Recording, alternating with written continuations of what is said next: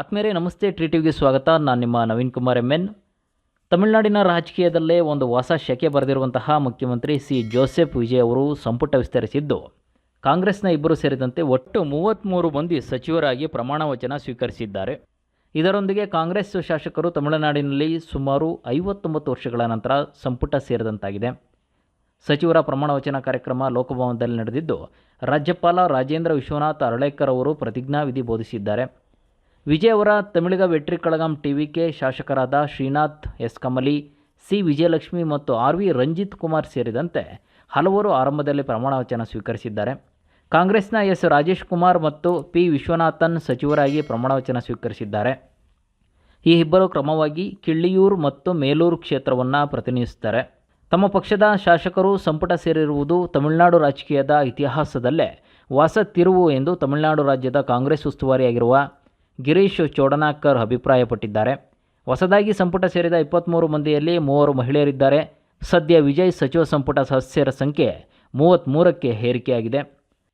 ಸರ್ಕಾರದ ಭಾಗವಾಗುವಂತೆ ವಿಸಿಕೆ ಮತ್ತು Indian union Muslim league ಪಕ್ಷಗಳಿಗೆ ವಿಜಯ್ ಆಹ್ವಾನ ನೀಡಿದ್ದಾರೆ.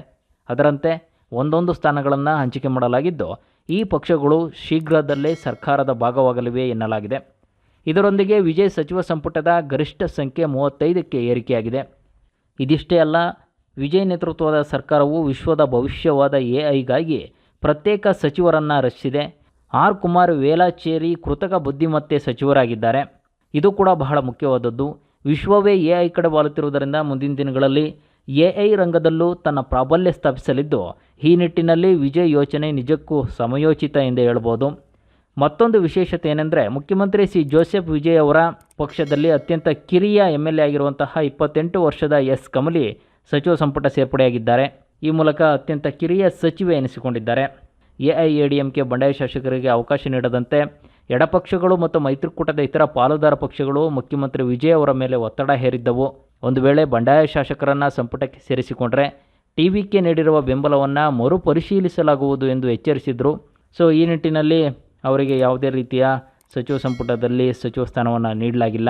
ಒಟ್ಟಿನಲ್ಲಿ ರಾಜಕೀಯ ರಂಗದಲ್ಲಿ ಸಂಚಲನ ಮೂಡಿಸಿರುವ ವಿಜಯ್ ಅವರ TVK ಪಕ್ಷ ತನ್ನ ಆಡಳಿತಕ್ಕೆ ಬೇಕಾದಂತಹ ಸಚಿವ ಸಂಪುಟವನ್ನು ರಚಿಸಿಕೊಂಡಿದೆ.